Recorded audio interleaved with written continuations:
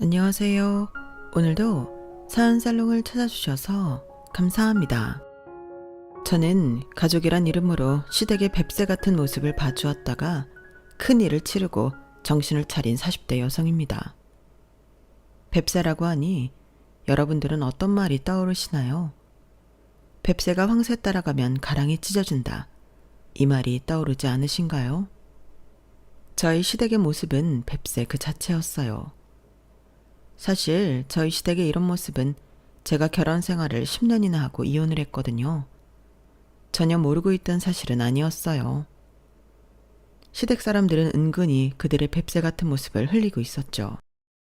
지금 생각해보면 더 일찍 정신을 차려 큰일을 막을 수 있었는데 제가 현명하지 못했던 것 같아요. 하지만 저는 새로운 가족, 제가 선택한 가족인 시댁에게만큼은 아량이 넓었고 무조건적인 이해를 했어요. 이제는 물론 알아요. 시댁은 시댁일 뿐 시댁은 제가 바라는 가족이 될 수 없고 시댁은 애초에 새로운 가족이 아니라는 걸요. 이제 저희 이야기를 시작할게요. 답답하셔도 들어주세요. 일단 먼저 제 이야기를 할게요. 저는 어려서부터 결혼이라는 게 뭔지 알게 된 순간부터 결혼을 너무 하고 싶었어요. 결혼을 해서 가능하다면 3명 정도의 아이를 낳고 성별은 딸, 아들. 그렇게 5 식구가 오순도순 사는 모습을 정말 자주 꿈꿨어요. 제 가족을 만들고 싶었어요. 오로지 제가 선택한 사람과 제 힘으로 낳은 아이들. 그 미래가 정말 행복할 것 같다는 생각을 했어요. 그러니 제 꿈은 늘 결혼이었죠. 그럴 때도 있었어요. 초등학생 때 나의 꿈에 대해 글짓기를 하기도 하고 그림을 그리기도 하잖아요. 그때 제가 한 글짓기나 그림을 보면 온통 가족 이야기예요. 그리고 희망하는 직업란엔 늘 엄마나 부인이라고 썼죠. 물론 중학생, 고등학생이 되어서 직업에 대한 개념이 생기면서 다른 직업을 쓰긴 했어요. 하지만 언제나 늘 좋은 엄마와 부인이 되고 싶다는 생각을 했죠. 그게 제 최종적인 목표였어요. 그래서 친구들에게도 그렇게 말할 때가 많았어요. 그런데 한 친구가 이렇게 묻더라고요. 좋은 엄마, 좋은 아내. 그런 건 너무 고리타분하지 않아? 요새 그런 꿈을 가진 여자가 어딨어? 여기 있네. 너희는 안 그래? 유모차 끌고 가는 엄마들 보면 예쁘고 부럽고 그렇지 않아? 달랄한 가족들 보면 마음이 몽글몽글하고. 난 그러는데. 그래서 난 꼭 좋은 엄마, 좋은 아내가 될 거야. 그런데 그거 인간은 결핍을 욕망하는 거 아니야? 왜 프로이트라고 인간의 정신 같은 걸 연구한 사람이 있는데 그 사람이 그런 말을 했는데 생각해보면 너 가족을 이루고 싶다는 이야기 말고 뭐 하고 싶다고 우리한테 말한 적 없잖아.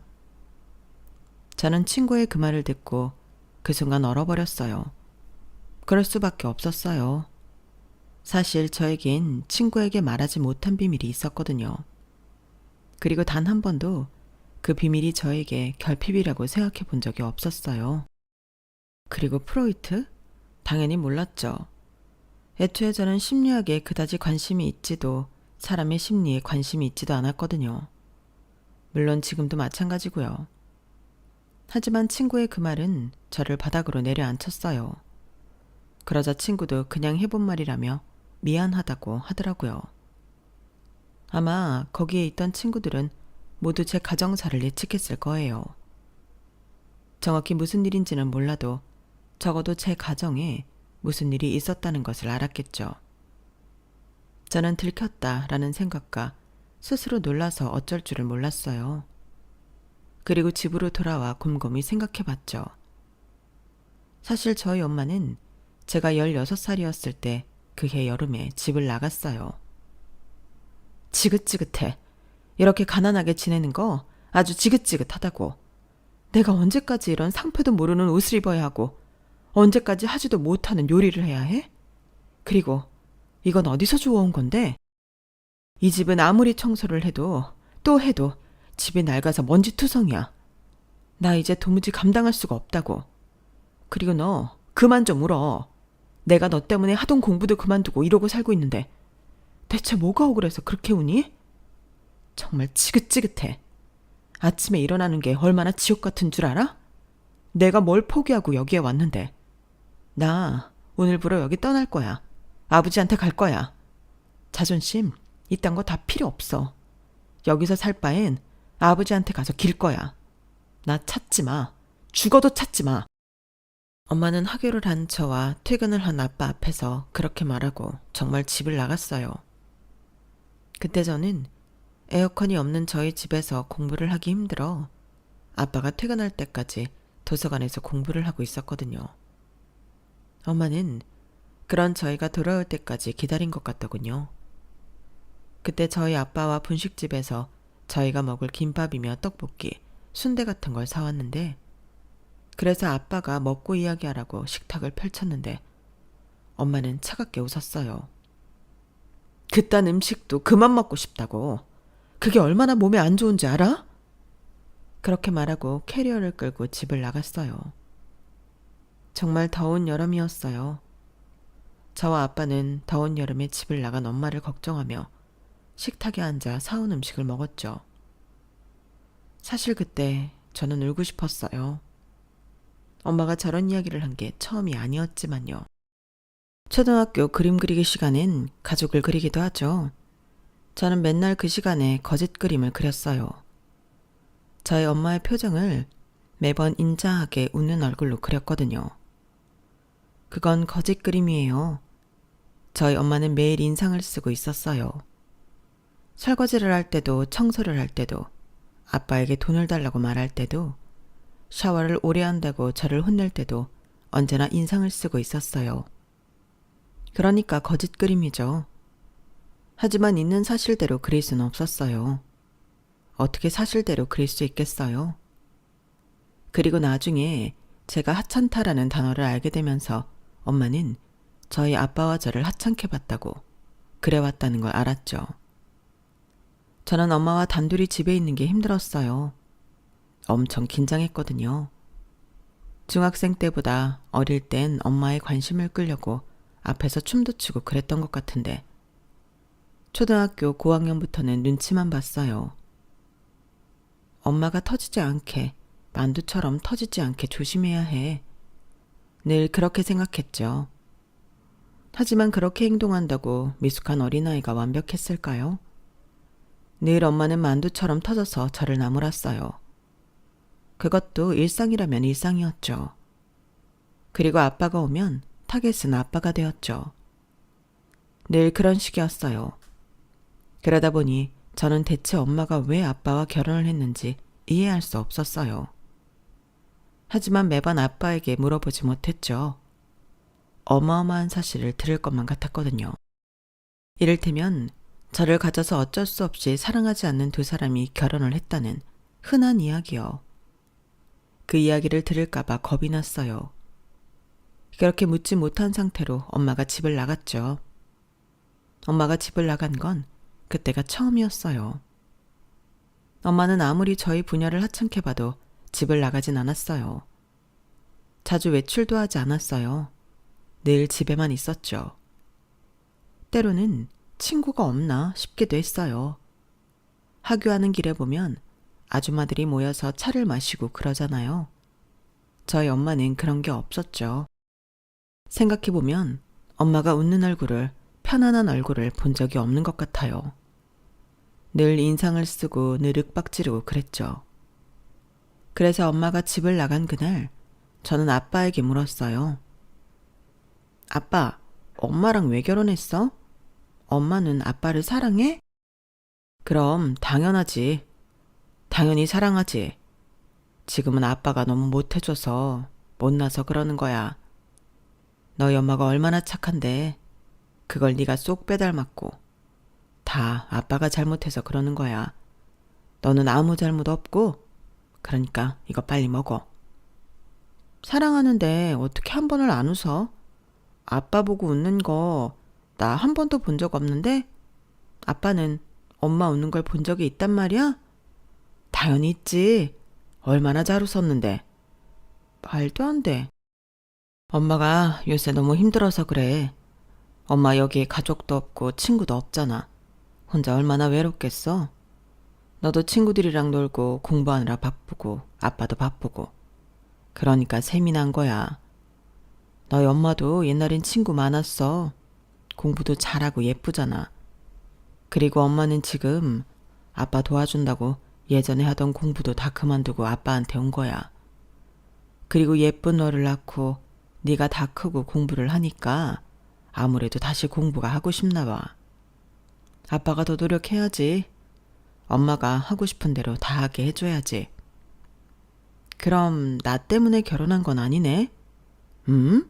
그건 무슨 소리야? 뭐 혼전 임신? 아니야. 네 엄마랑 그렇게 결혼하지 않았어. 얘가 별 생각을 다 하네. 얼른 먹기나 해. 엄마는 곧 돌아올 거야. 하지만 저도 아빠도 그때 떡볶이를 먹으면서 국물까지 다 먹으면서 생각했죠. 엄마는 돌아오지 않을 거라고요. 영영 가버렸다고요. 자기가 살던 세상으로요. 그 세상이 어떤 세상인지 저는 알지 못했지만요. 그렇게 저는 사춘기 시절을 엄마 없이 자랐어요. 가장 힘든 건 엄마로부터 배워야 할 것들을 배우지 못한다는 데 있었어요. 딸들은 2차 성징을 하고 여자가 되면서 엄마로부터 배우는 것들이 있잖아요. 예를 들어 저는 엄마가 떠나고 초경을 했어요. 친구들보다 늦었죠. 집에서 초경을 확인했는데 저는 집에 있던 아빠가 아니라 옆집에 살던 친구에게 가서 어떻게 해야 하냐고 물어봤어요. 너희 엄마한테 물어보지 왜 나한테 와? 아, 우리 엄마가 지금 밖에 잠깐 나가서 그래. 이대로 있을 수는 없잖아. 그리고 나도 엄마 돌아오면 엄마한테 물어볼 거거든? 이거 좀 알려줬다고 유세야. 그러면서 알려주고 생리대도 챙겨준 친구에게 괜히 짜증을 냈죠. 지금 생각하면 그 친구한테 미안해요. 그리고 엄마는 제가 고등학생이 되어서도 대학생이 되어서도 직장인이 되어서도 집으로 돌아오지 않았어요. 매번 입학식과 졸업식 때마다 엄마가 오는 건 기대도 안 했지만 휴대폰을 확인하며 문자라도 오길 기다렸는데 그것조차 없었죠. 저는 엄마의 생일, 어버이날에 엄마의 번호로 꼭 문자를 남겼거든요. 매년 그랬어요. 그러다 대학교를 입학하고 그러지 않았죠. 미웠어요. 집으로 돌아오지도 않고 딸의 문자에 간단한 답장도 없는 엄마가 미웠죠. 그러니 친구의 말은 맞았어요. 욕망은 결핍으로부터 온다는 위대한 사람의 말도 맞고요. 정말 그렇게 생각하니 친구들과 있을 때, 가족들과 있을 때 저는 무언가 크게 원하지 않더라고요. 그저 혼자 있기 싫었어요. 그러니 가족을 만들고 싶다는 마음은 혼자가 되기 싫다는 마음으로부터 비롯된 거였죠. 하지만 그런 마음으로부터 비롯되었다고 해서 가족을 만들고 싶다는 제 마음이 나쁘다고 생각하지 않았어요. 조금 주눅이 들긴 했지만 성인이 되고 나서도 결혼을 하기 위해 제 가족을 만들기 위해 노력했죠. 그러다 보니 결혼의 발돋움인 연애나 소개팅이 그리 가볍게 다가오지 않더라고요. 상대가 결혼을 하고 싶어하는 저를 부담스러워하기도 했고요. 그래서 제가 연애를 몇 번 안 했어요. 그러다 제가 대학을 졸업하고 건축회사의 인사팀에 입사를 해요. 그때 신입사원 연수로 남편을 만났어요. 남편은 건축팀인데 저희 회사가 신입사원 연수를 총 4주 했어요. 그중 2주는 회사 전체 신입사원들이 모여 연수를 해서 그때 처음 만나게 되었어요. 알고 보니 같은 대학 선배더라고요. 낯선 회사에서 같은 대학이라는 것만으로도 크게 위안이 되었어요. 그래서 친해지게 되었는데 연수가 끝나고는 연인이 되었죠. 회사에서 1년 반 동안 비밀 연애를 했어요. 같은 대학 동문이라는 방패가 있어서 그런지 알면서도 모른 척 해주신 건지 연애 사실을 들키지 않았어요. 일에 지장이 가지도 않았고 이후에 결혼 준비하면서 한 분 한 분 말씀을 드렸죠. 이후에 청첩장을 받아도 놀라지 않게요. 그런데 저희 예상과 다르게 다들 크게 놀라지 않았어요. 전혀 몰랐다는 사람도 있었지만 그렇구나 하는 반응이 대부분이었죠. 뭐 그렇죠. 사내 연애는 복사기도 안다는 말이 괜히 있는 게 아니잖아요. 그렇게 저는 그토록 원하던 결혼을 하게 되었어요. 그런데 제가 이 남자와 결혼을 하게 된 이유가 궁금하지 않으신가요? 남편은 정말 검소해요. 카푸어라고 하죠. 차는 무지하게 비싼 걸 타면서 실상은 백을 꼬다니는 사람들을 말하잖아요. 그리고 욜러요. 인생은 오직 한 번뿐이라는 말의 약자가 한때 유행했잖아요. 남편은 그 두 단어를 극혐하는 사람이에요. 인생은 건축적으로 살아야 한다고 건축쟁이답게 그런 말을 자주 했어요. 건축이라는 말을 참 좋아했어요. 그만큼 남편은 절약하고 성실하게 하나씩 쌓아 올리는 걸 좋아했어요. 그래서 주식이나 도박에는 눈길도 주지 않았고요. 복권도 사지 않더라고요. 사람이 한 방울 노리면 썩는 법이야.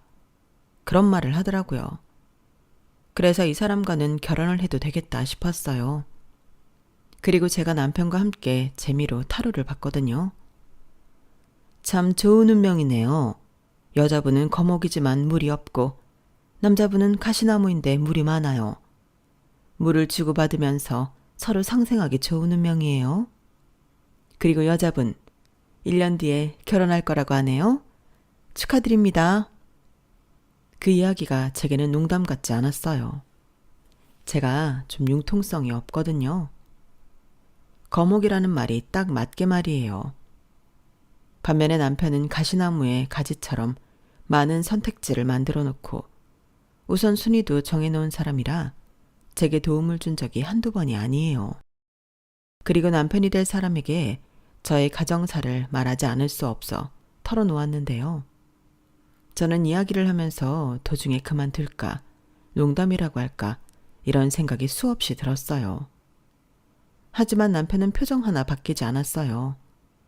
저를 쳐다보지 않고 계속 이야기를 들었죠. 그리고 제가 이야기를 다 끝내자 제 눈을 똑바로 보더라고요. 그래? 그래서 네가 성숙하구나. 다른 또래에 비해서. 다 먹었어? 그럼 일어나자. 커피 마시러 갈래? 저는 좀 충격적이었어요. 대체로 이런 말을 들으면 저를 동정하지 않나요? 그런데 남편의 얼굴과 말엔 동정은 전혀 없었어요. 하지만 오히려 그런 점이 저에게 크게 와닿았어요. 이상하게 감동했다고 할까요? 제가 불행이라고 여긴 일들을 일상처럼 대해줬으니까요. 다행히 남편도 저와 결혼 생각이 있어서 저희는 차근차근 결혼을 하게 되었어요. 그런데 상견례 때 예상하지 못했던 일이 벌어졌어요. 지금 생각해보면 제가 너무 안일해서 벌어진 일이기도 해요.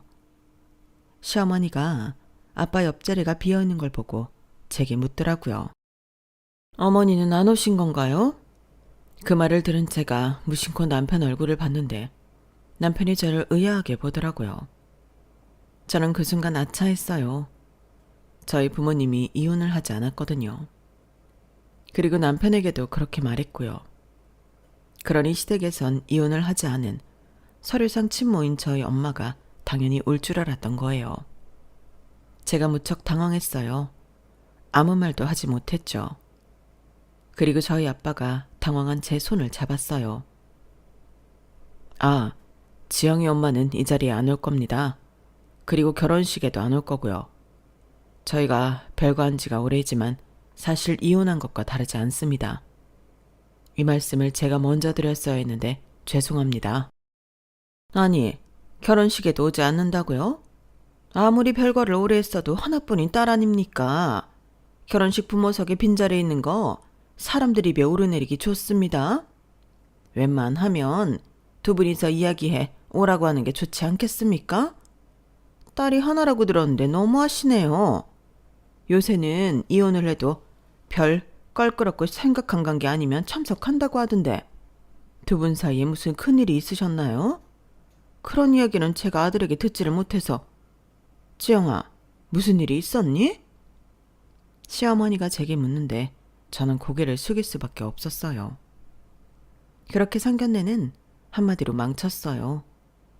하지만 그렇다고 결혼식 준비를 멈출 수는 없기에 매일 결혼식 준비를 했죠. 그런데 결혼식 일주일 전에 엄마 번호로 전화가 오더라고요. 저는 의심하며 전화를 받았어요. 그런데 정말 엄마였어요. 너 결혼한다며? 너희 아빠도 이야기 안 했는데 네 신랑이라는 사람이 찾아왔더라. 결혼한다고. 네 얼굴 생각해서 와줄 수 없냐고. 상견례 때 이야기도 들었다. 말해줬다면 갔을 거야. 네 신랑 말대로 하나뿐인 딸이니까. 한복은 내가 알아서 하마. 엄마는 그렇게만 말하고 제 대답은 듣지 않고 전화를 끊었어요. 그리고 전 남편에게 가서 이게 무슨 일이냐고 물었죠. 그러니 남편이 제 손을 잡아요. 너한테 미리 말 안 한 건 미안해. 하지만 물어본다고 대답할 것 같지 않았어. 너 어머니 미워하잖아. 이해해. 나 같아도 그럴 것 같아. 그래서 장인어른한테 여쭤봤어. 어머니, 장모님 어디 계신지. 그리고 상견례 때 있었던 일, 결혼식 때 그대로 겪고 싶은 건 아니잖아. 엄마 말이 완전히 틀린 것도 아니고. 빈자리 있으면 남 이야기하기 좋아하는 사람들이 어떻게 할지 뻔해. 그러면서 남편은 다시 한번 사과했어요. 저는 너무 당황스러웠지만 남편의 말도 일리가 있는 것 같아서. 그리고 18년 만에 보는 엄마가 내심 반가워서 그렇게 하라고 했어요. 그리고 결혼식 당일 신부 대기실에서 준비를 하는 제게 엄마가 다가왔어요. 저는 내심 감동했어요. 그런데 엄마는 저와 신부 대기실을 구석구석 보더라고요. 참, 하나뿐인 딸 결혼이라고 오라더니 고작 이런 데서 하니? 나는 또 5성급 호텔에서 하는 줄 알았다. 지금 애들 시험 기간이라 얼마나 바쁜데 바쁜 사람 오라고 해놓고 기름값도 안 나오겠다. 그리고 그 드레스 너한테 안 어울려. 네 남편이 그 드레스가 이쁘다 하든? 참, 이렇게 미적 감각이 없어서야. 결혼식은 얼마나 하니? 엄마 바쁘다. 그리고 아빠가 엄마를 찾으러 왔어요. 애한테 별 이상한 소리 하지 말고 밖으로 나와. 사위한테 인사는 했어? 사돈어른한테는. 무슨 사위, 무슨 사돈어른? 그쪽에서 먼저 인사해야 하는 거 아니야? 시집이잖아, 시집. 근데 왜 내가 해야 해? 남편이 예상한 제가 꿈꾸던 감동적인 재회는 없었어요. 저는 속상해서 눈물이 날 것 같았죠. 화장이 번질까 눈물을 참느라 얼마나 고생했다고요. 그리고 엄마 때문에 기분도 망쳐서 결혼식 또한 감동적으로 느껴지지 않았어요. 그저 이 드레스가 너무 불편했죠. 그리고 결혼식이 끝나고 축의금 봉투를 확인하는데 설마 엄마가 축의금을 가져가려고 온 건가 싶었어요. 그런데 엄마 이름으로 온 축의금은 한 봉투도 없더라고요. 그건 그것대로 서운했죠. 그래도 딸 결혼식인데 아무한테도 안 알렸구나 싶었어요. 그리고 남편이 봉투를 정리했어요. 장인어른 이름으로 온 건 장인어른 드려. 그리고 우리 엄마 아빠한테 온 건 내가 드릴게. 그리고 당신한테 온 건 당신이 갖고 나한테 온 건 내가 갖고. 그래도 돼? 안 될 게 뭐가 있어. 우리 결혼식 비용도 다 냈고 나머지도 뭐 쪼달리지 않잖아. 이러는 게 마음이 편해. 하긴 남편의 말도 맞았어요. 신혼여행 비용도 다 냈고 전세 대출도 저희 월급에 부담스러운 정도도 아니고 가구할부도 마찬가지였고요. 그래서 그러라고 하고 아빠에게 봉투를 주니까 아빠가 저보고 비상금으로 쓰라고 하더라고요. 그래서 그 돈을 다시 남편에게 줬어요. 아빠가 우리 쓰라네? 시부모님은 가져가셨어? 여행 가신다네? 남편이 얼버무리는 게 좀 이상하긴 했지만 전 별 의심을 하지 않았어요. 저는 그저 남편과 함께 가정을 이루고 시댁이랑 새로운 가족이 생긴 게 좋았거든요. 저는 정말 잘 하려고 노력했어요. 시댁에 자주 찾아가 이런저런 이야기도 하고 저희 시부모님이 올해 주유소를 했거든요. 그래서 주유소 일도 도와드리고 식사 못 하셨다고 하면 저녁에 도시락 싸서 가져다 드리고 그랬죠. 그리고 제가 차를 바꿀 때가 되어서 도련님이 자동차 딜러거든요. 그래서 도련님한테 차도 바꾸고요. 그러니 시부모님도 정말 좋아하셨어요. 그러던 어느 날 시부모님이 제게 이런 말을 하더라고요. 야, 이런 거 할 필요 없다. 우린 그냥 사 먹으면 돼. 날도 추운데 주유소가 얼마나 추운 줄 아니? 그러니까 차라리 우리 집 가서 아영이나 좀 놀아줘라. 아영이는 신우이를 말해요. 저희 남편 바로 밑에 동생이요. 남편에게 듣기로 신우이는 영분과 박사까지 땄다던데 직장이 없어요. 제가 시댁에 가도 문을 반만 열고 인사만 꾸벅한 뒤에 들어가요. 성격이 내성적이고 그런 건 아니에요. 막상 말하면 잘하거든요. 시부모님께 말하는 걸 들어도 그렇고요. 그런데 왜 직장을 안 구하는지 알 수가 없어요. 아무튼 시부모님이 부탁하셔서 가끔 시댁에 가서 신우이 밥도 해주고 같이 이야기도 하고 그랬어요. 그리고 저한테 첫 아이가 생겼어요. 아들이었어요. 딸 아들을 원했지만 아들이어도 좋았어요. 그리고 그 아이는 무탈하게 태어나 첫 돌이 되었죠. 저는 돌잔치를 하려고 장소를 알아봤어요. 시어머니하고 같이요. 그런데 시어머니가 차를 타더니 말했어요. 34세 낳았으니 둘째는 정말 노산이다. 아니, 34도 노산이야. 너 둘째 가지려면 금방 낳아야 한다. 어쨌든 그러니까 길을 잘 받아야 해. 좋은 데서 돌잔치 해. 내가 돈 대줄 테니까. 지금까지 본 데는 너무 초라하다. 좋은 기가 달아나겠어. 에이, 안 그러셔도 돼요. 그리고 아까 본 데 괜찮지 않아요? 가격도 그렇고. 어차피 요새 돌잔치는 사람들도 많이 안 와서 넓은 데는 필요 없어요. 어머머? 얘가 무슨 말을... 우리 지인 중에 애 돌잔치 온다고 하는 사람이 얼마나 많은데. 태영이 아버지 인맥이 좋아. 그러니 좋은 데서 넓은 데서 해라. 남들 보기 부끄럽지 않게. 내가 얼마 전에 가본 돌잔치는 호텔에서 했는데 애들 한복이 명품이더라. 청담동에서 가져왔다던데 너희도 그렇게 해. 내가 돈은 다 대줄 테니까. 그래서 저는 인당 식사 비용이 7만 원 정도 하는 장소에 돌잔치를 예약했어요. 총 500만 원 정도 들었어요. 하지만 최종 결정하고 결제까지 했는데 시어머니에게 소식이 없는 거예요. 어머니, 저 엊그제 돌잔치 비용 다 냈는데. 여기 영수증이요. 아, 그러니? 일단 기다려봐라. 내가 축의금 모이면 그것까지 해서 줄 테니까. 하지만 시어머니는 돌잔치가 끝나고 며칠이 지났는데도 돈을 주지 않았어요. 축의금도 다 가져가셨는데 말이에요. 그래서 나중에 둘째가 태어나 돌잔치를 할 때는 총 비용 200만 원에 대해서 소박하게 했어요. 그러니 시어머니가 혀를 끌끌 차면서 저를 거지 취급하더라고요. 그리고 시부모님 앞으로 온 축의금은 또 가져가셨어요. 그때 저는 알았죠.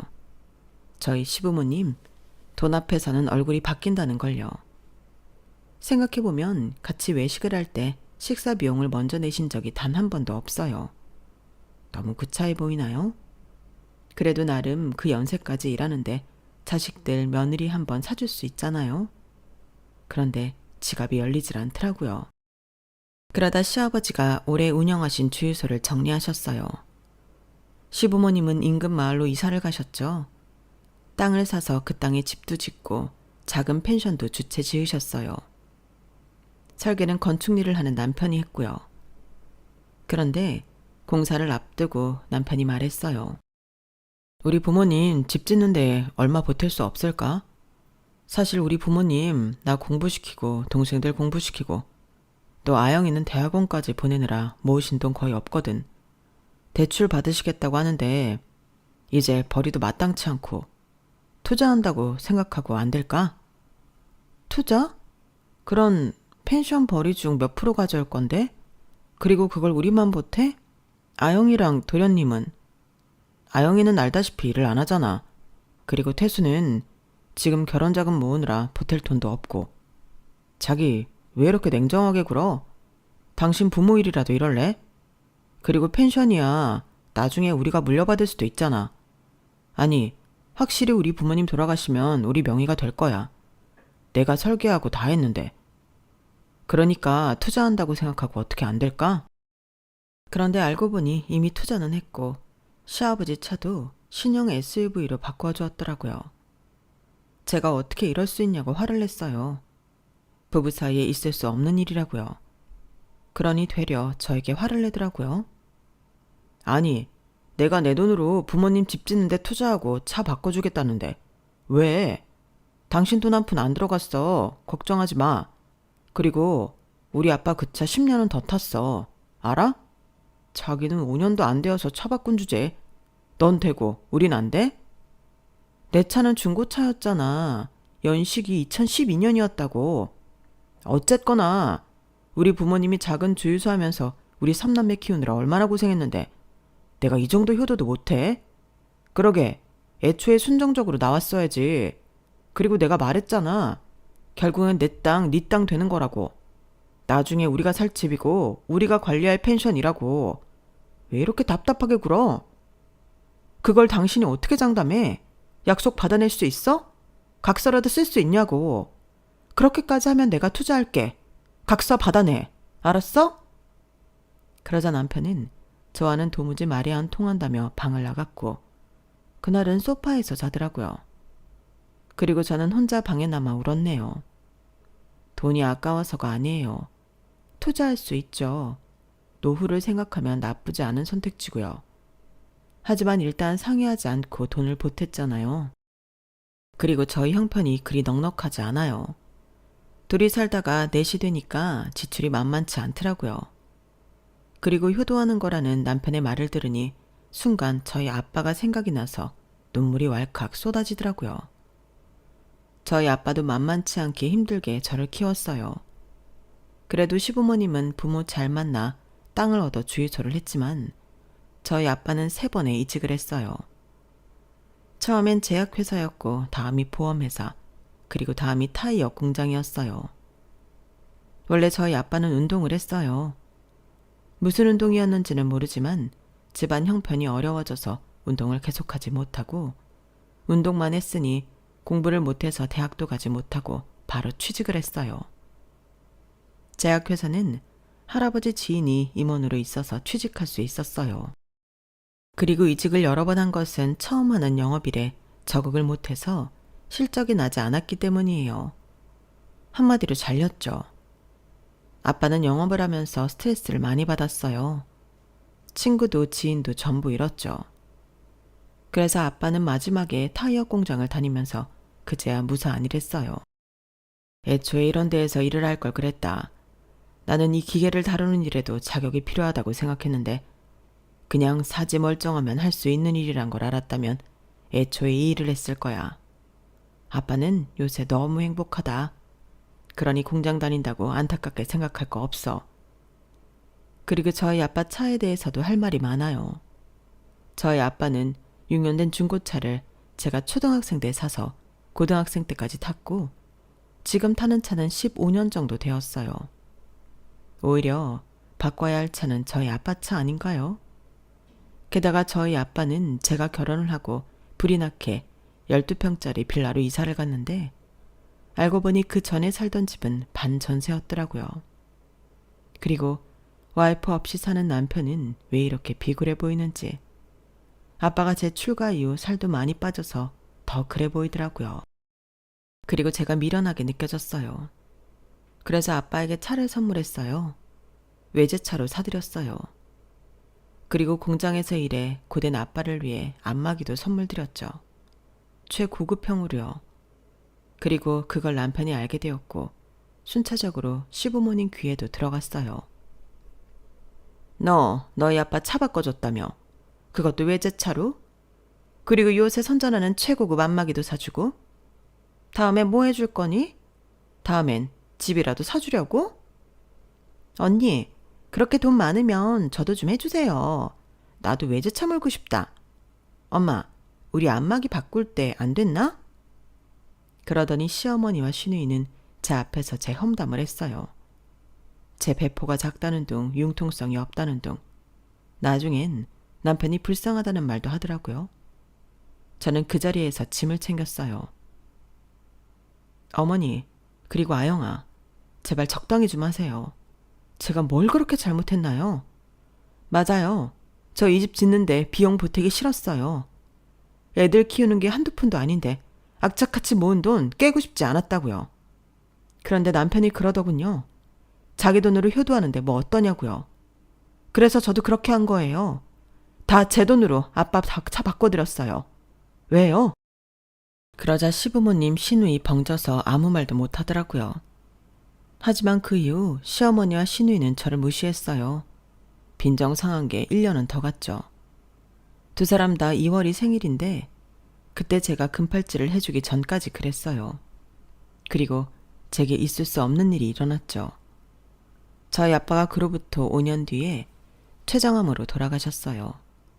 5년 정도 투병했고 투병하면서 마음의 준비를 했지만 마음이 무너지는 건 어쩔 수 없었어요. 저희 남편이 상주를 했고 저희 엄마는 오지 않았어요. 하지만 그것조차 신경 쓸 수 없었어요. 전 첫째 날에 계속 울었어요. 그래서 남편과 시부모님이 대신 손님을 맞이했죠. 그리고 둘째 날 제가 정신을 좀 차리고 조문객을 맞이했어요. 그러니 남편도 시부모님도 각자 본인들 지인에게 가더라고요. 생각해보면 그때 시댁 식구들 지인이 더 왔어요. 저희 시아버지가 지금 사시는 곳 이장이거든요. 그리고 시어머니는 부녀회 회장이고요.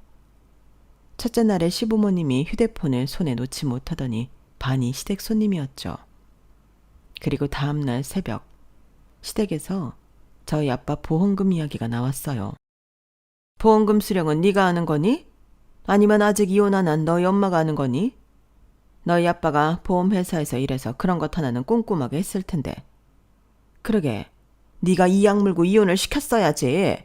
이것 봐, 얼마나 복잡해?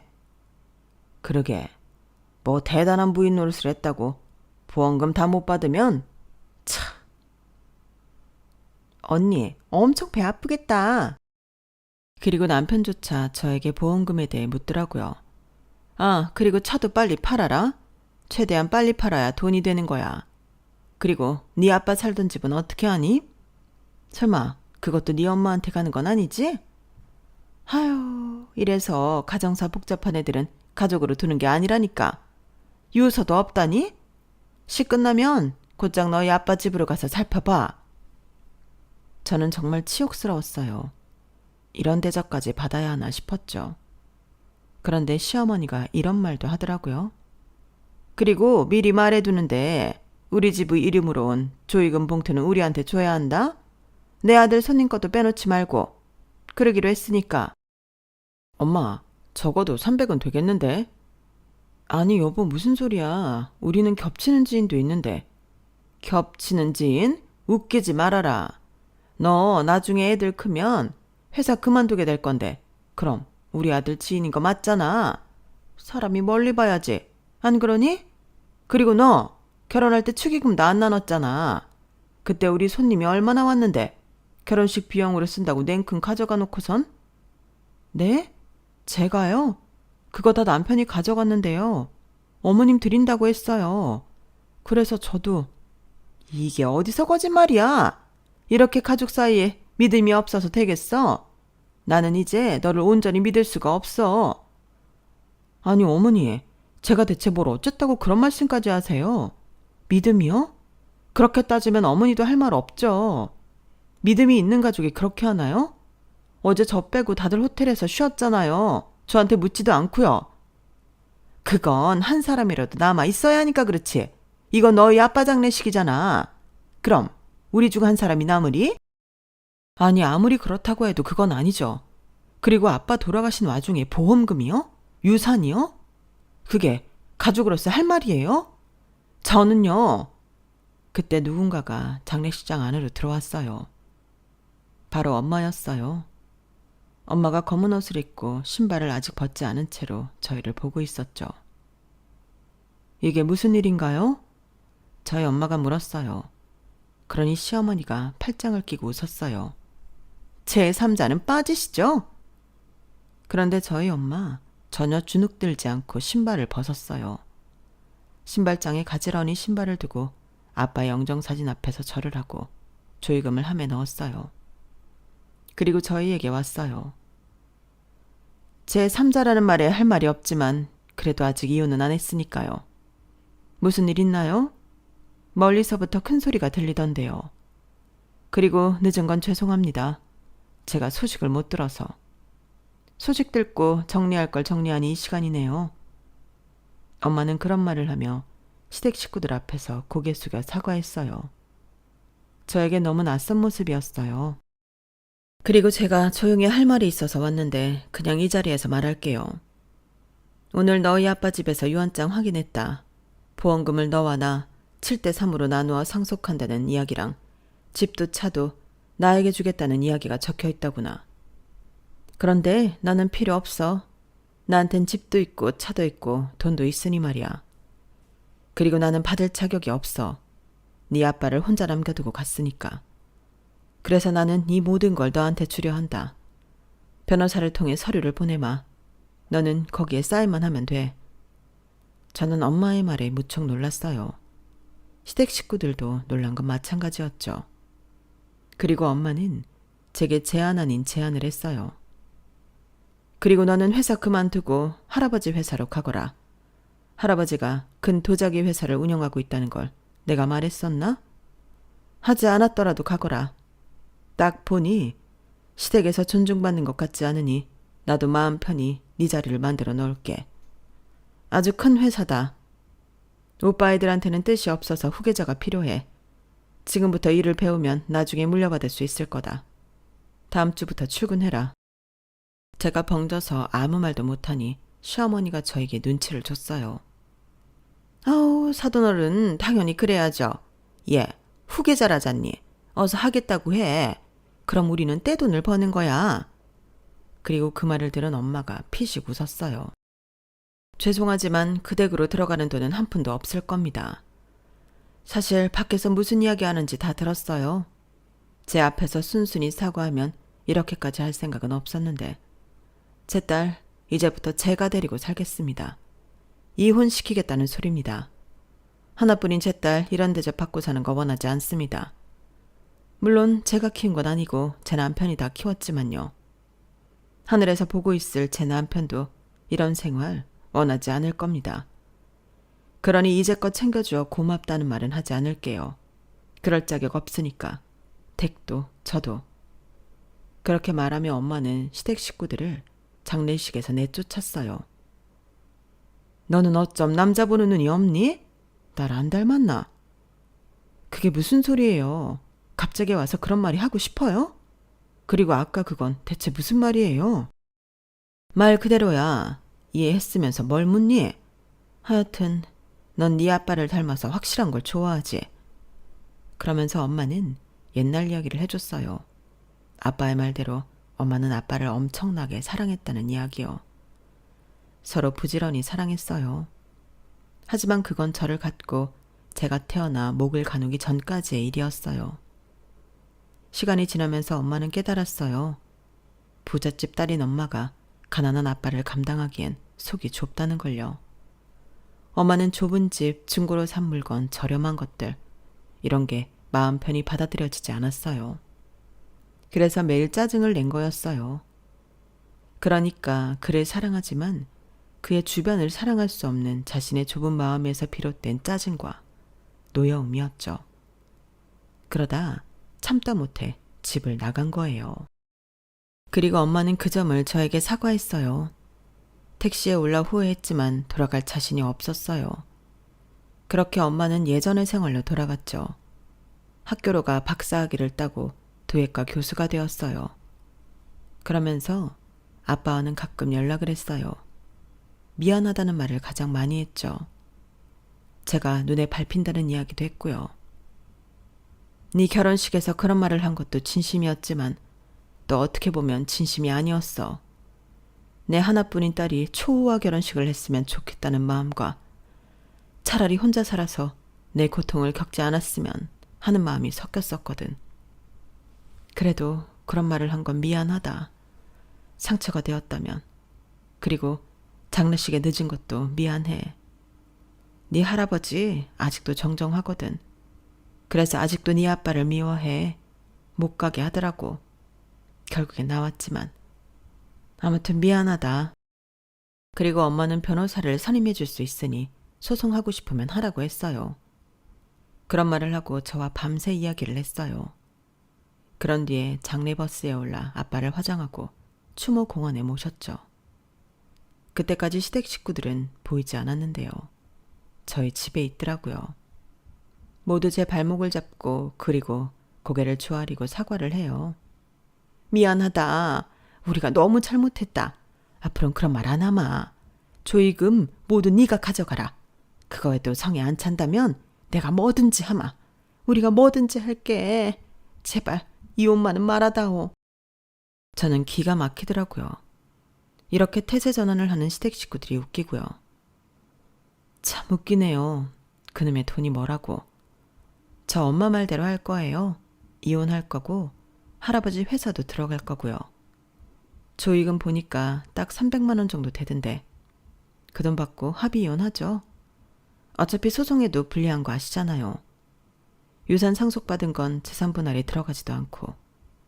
제가 알아보니 기여도라는 게 있더라고요. 그리고 저희 집이며 차며 적금이며 다 남편 명의인 건 아세요? 거기서 제 기여도를 따지면 제가 오히려 이득일 텐데요. 설마 남편 기여도가 아드님 기여도가 높다고 생각하는 건 아니죠? 맨날 시댁에 가서 청소하고 일 도와주고 제가 그랬는데 당신은 우리 아빠 집 자주 가지도 않았잖아. 그 명의 네가 다 가져가. 대신 친권이랑 양육권은 내 거야. 알겠어? 거기에 대해선 입도 뻥긋하지 마. 이제 다들 가주실래요? 이왕이면 너도 좀 가고. 엄마랑 서류 정리되면 집어넣어서 나갈 테니까 그때까지만 시댁에 있어. 빨리들 나가요. 진짜 꼴도 보기 싫어서. 제 말이 무서웠는지 정말 남편과는 합의 이혼을 했어요.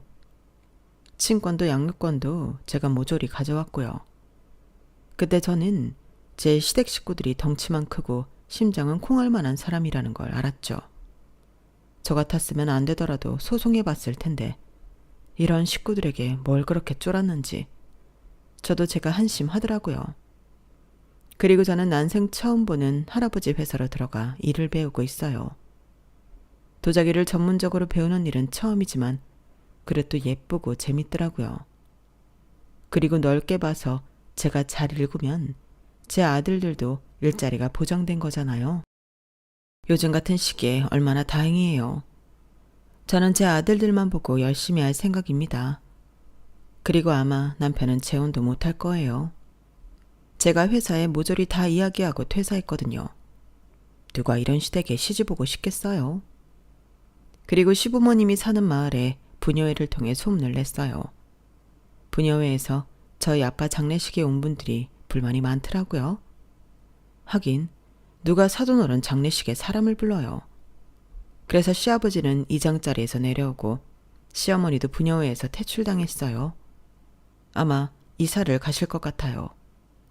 부동산에 물어보니 집을 내놓았다고 하더라고요. 여기까지 저희 뱁새 시댁에 대한 이야기는 끝입니다.